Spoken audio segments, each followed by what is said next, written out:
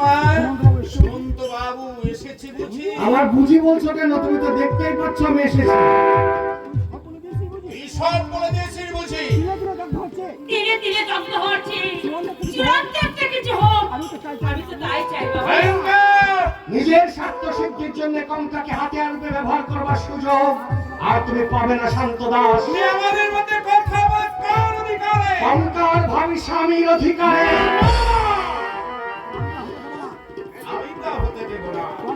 আমি কাকে কি আমার কাছ থেকে ছিনিয়ে নিতে চাইবে তার কালজেটা আমি মেরে দেব। সরে যা কঙ্কা। না, আমাকে না মেরে তুমি সুমন্ত বাবুর কোনো ক্ষতি করতে পারবে না। এই যে শান্ত দাস, ওসব গুপ্তি ফুক্তি রাখো। গুপ্তির ভয় সুমন্তকে দেখেও না। আমি যখন কঙ্কাকে বিয়ে করবো বলে কথা দিয়েছি, তোমার মতো হাজারটা শান্ত দাস আসলেও আমাকে আমার পথ থেকে এতটুকু সরাতে পারবে না। বাবা, আমি নাই বা হলাম তোমার নিজের মেয়ে, নাই বা থাকলে তোমার সাথে আমার রক্তের সম্পর্ক। তবু তো তুমি আমাকে সেই ছোটবেলা থেকে মেয়ের মতো করে মানুষ করেছো। আমি যদি সুখী হই, মনের মতো স্বামীর সংসার পাই, তাতে তোমার এত বেশি আনন্দ হওয়া উচিত বাবা। তুই সুখী হবি না কঙ্কা। বাবা, বাবু মশাই যদি তোর অতীত জীবনের কথা কোনদিন জানতে পারে, সেদিন রাস্তা ঘুরে আবর্জনার মতো ছুঁড়ে ফেলে বাবা, কঙ্কা আমাকে সব কথা বলেছে। ও সব জানে না বাবা। বেশ, তুমি যা জানো বলো। তারপর দেখো আমি কঙ্কাকে ঘৃণা করে দূরে সরিয়ে দিই না ভালোবেসে কাছে টেনে নিই। কঙ্কার সুখ শান্তি আমিও চাই বাবু মশাই, কিন্তু মায়ের কথা ভাবলে মনে হয় কোনো ভদ্র লোক বিয়ে করে সুখী হবে না। কঙ্কার মাকে তুমি চিনতে? চিন্তা তখন আমি কাশিতে সিধু গুন্ডা নামে পরিচিত ছিলাম। বাবা, বাবা, তুমি আমার মায়ের কথা বলো বাবা, আমার মায়ের কথা বলো। তোর মা তিনি তোর দিদিমা এসেছে তীর্থ করতে। তোর মা ছিল দেখে যেন তুমি পার ধরে না। একে বাবু মশাই তোর মায়ের প্রেম বাবা, তোর মাকে বিয়ে করলো, কিন্তু বিয়ের সময় তোর দিদিমা তার নিজের পরিচয় গোপন রেখেছিল। কি সেই পরিচয়? কঙ্কার দিদিমা ছিল কলকাতার এক নিষিদ্ধ পল্লীর মেয়ে ছেলে। তার রক্তবাঞ্চ অভিনয় করত। এসব কথা আমি শুনেছিলাম কাশীর এক পান্ডার কাছে। সেই পান্ডার নাকি ওর দিদিমাকে চিনত। বাবা, সেই বাবু মশাই বিয়ের কিছুদিন পরে এক সূত্রে জানতে পারে কঙ্কার দিদিমার আসল পরিচয়। তখন কঙ্কার মায়ের আর ঠাঁই হলো না সংসারে। চোখের জল সম্বল করে তাকে দাঁড়াতে হলো রাস্তার মাঝে, তাই না? হ্যাঁ, ঠিক তাই। সেই সময় আমি একটা খুন করে বছর ট্রেকের জন্য গাঢ় লাগিয়েছিলাম। এই যে বদলে রাতে রাতে কাশিতে যেতাম, আবার পালিয়ে আসতাম। কঙ্কা তোমার কাছে এলো কি করে? একদিন রাত্রে অন্নপূর্ণা মন্দিরের কাছে দেখি এক ভদ্র মহিলা মারার মতো পড়ে আছে। পাশে তার ৬-৭ মাসের বাচ্চা কাঁদছে। আমি টর্চ জ্বালতেই চিনতে পারলাম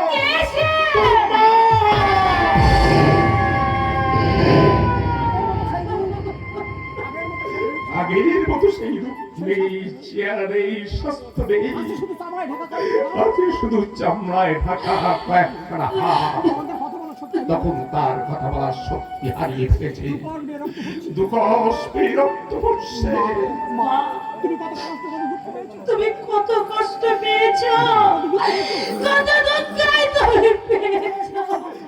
অনেক কষ্টে বস্তাটাকে আমার হাতে তুলে দিয়ে অস্পষ্ট স্বরে কিছু বলতে চেয়েছিল, কিন্তু সেটা বলতে পারলো না। মরণ তাকে নিয়ে চলে গেল। তুই সেই বাচ্চা, তুই সেই বাচ্চা। বাবুমশাই, আমি করি গুন্ডা, ধন্যবাদ বাবুমশাই। বিশ্বাস করবো মশাই, আমি কঙ্কার শ্রীলঙ্কা তোর বাবা। তাহলে ও দিদি এক বদমাশ সাথে নষ্ট তার জন্য মরিয়ায় উঠেছিল, আমি তাকে খুন করে ওই গঙ্গার জলে ফেলে দিয়েছি। এ তুমি কি বলছো বাবা? আজ সব সত্যি কথা বললাম মা, তুই যেমন মেয়ে তোকে ক্ষতি করবে বাবা, আমি কিন্তু সহিতে পারি রে। আর তোমাকে কিচ্ছু সইতে হবে না শান্তদা। তোমার সব কথা শুনে আমি বলছি, আমি কনকাকেই ভালোবাসি, আমি কনকাকেই বিয়ে করব।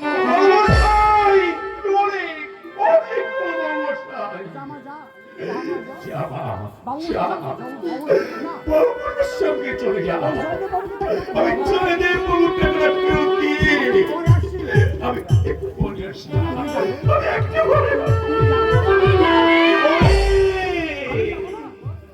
আমি যাব না, আমি না গেলে তোকে সম্প্রদান করবে কে? বাবা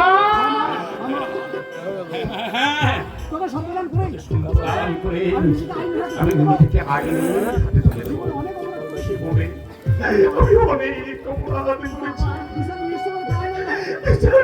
সেই আমার প্রাণদণ্ড হবে। আমার তো কেউ নেই মা, মরার পর তুই আমার শ্রাদ্ধটা করবি। আমি তোমাকে এতদিন ভয়ে ভক্তি করেছি, লোক দেখানো প্রণাম করেছি,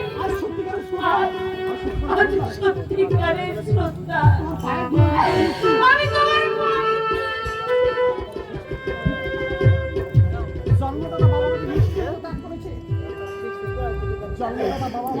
জন্মদাতা বাবা আমাকে নিষ্ঠুরের মতো ত্যাগ করেছে, আর তুমি আমাকে পরম স্নেহে মুখে তুলে নিয়েছো।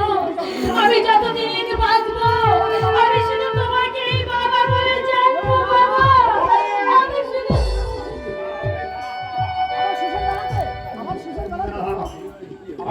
আমার শেষের বেলাতে এমন মায়াচরণ কথা বলে আর মায়ায় রশ্মে তাহলে আইনকে ফাঁকি দেওয়ার জন্য আমার মনটা হয়তো আর উঠে দেবে।